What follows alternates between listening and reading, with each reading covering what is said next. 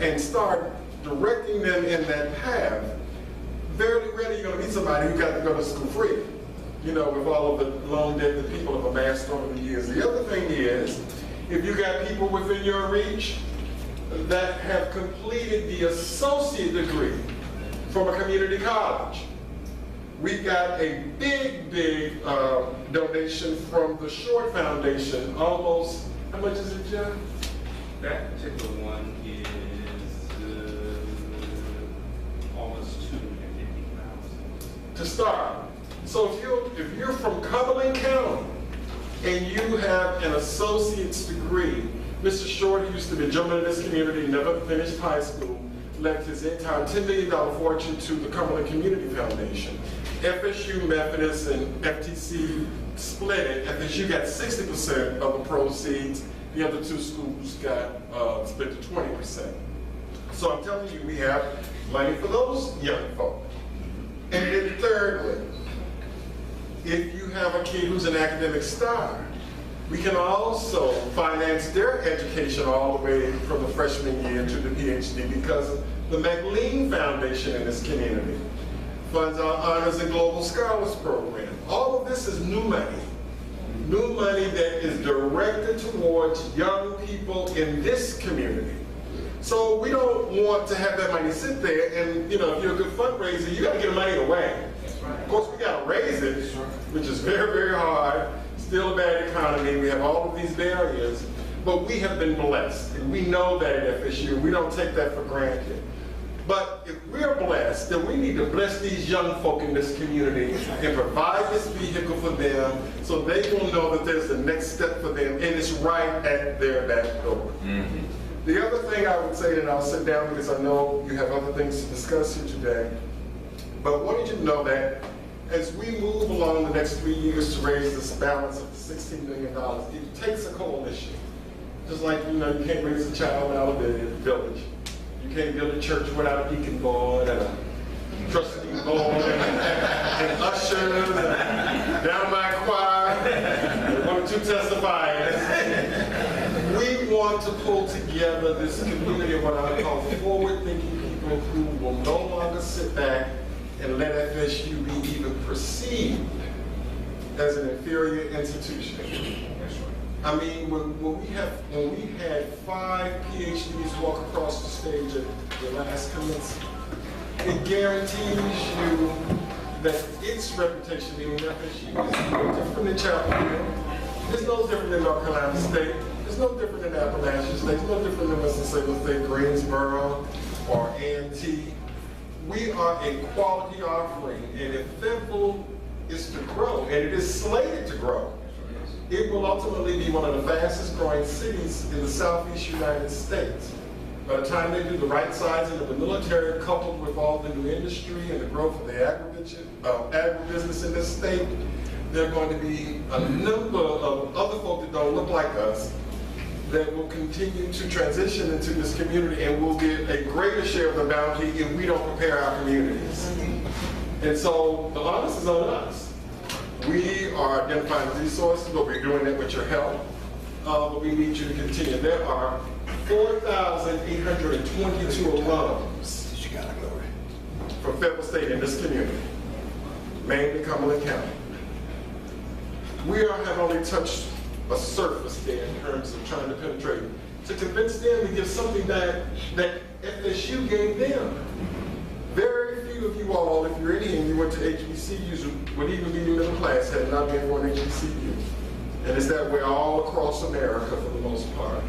When you see the growth of the middle class, particularly the Black Afro-American middle class, it is because most of those folks went to an HBCU. I got a classmate there. It's amazing how you come to the Fayetteville and you meet people. We were in undergrad at FAMU all those years ago. I won't say how long ago. I don't want to date you.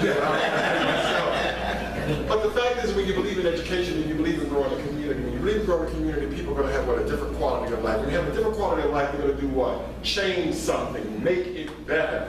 And that's what we're trying to do with FSU, create global citizens, and we can do that with your help. So join us on Friday.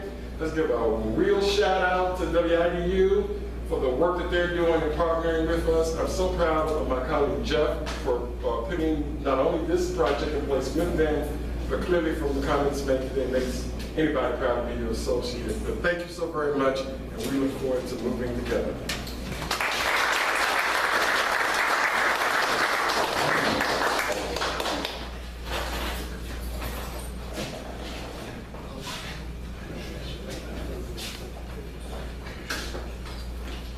Again, I just want to say thank you to Dr. Caldwell, to all of Jeff.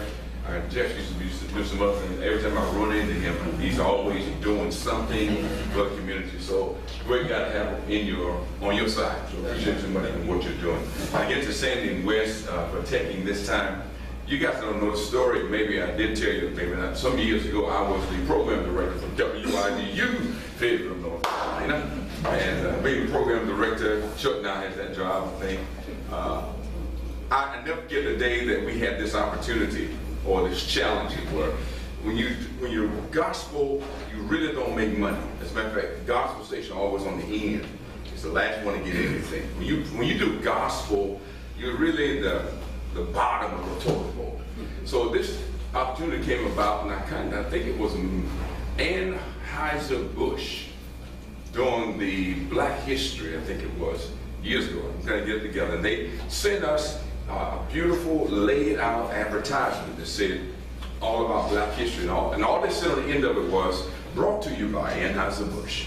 That was it. Brought to you by Anheuser-Busch. There's a lot of money coming. If you just play that on the station, just play that, and we could have taken care of a lot of bills. I mean, just, a lot of things. my check would have been a part of that, Wes brought it in and looked at it. And, by this time we're trying to be 100% gospel. It was what would we 98% gospel.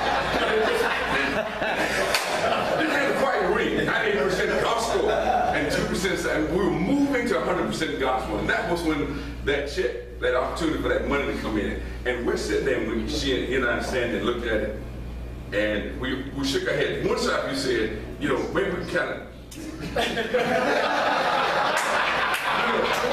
Brought to you by if we can blur that out and give this money. But Carol just said, if we bring it down 1 degree, we're going to bring it down another.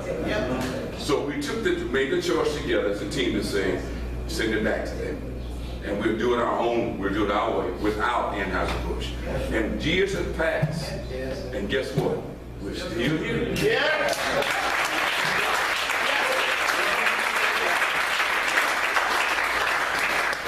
And when you put God first, He'll let you go to other places to prove your character and integrity. But that's what's happening. We're holding on, and we're going to do it right. So Sandy and Wes, thank you for doing it right. Okay? We're going to pray for WA. I keep saying we're going to pray for them too, and we're going to pray for the judge. We're going to pray for the jury. We're going to pray for everybody.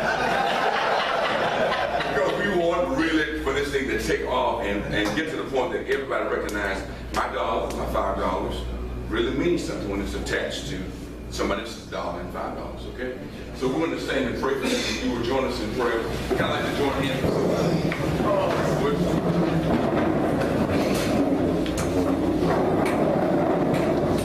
Make a nice big round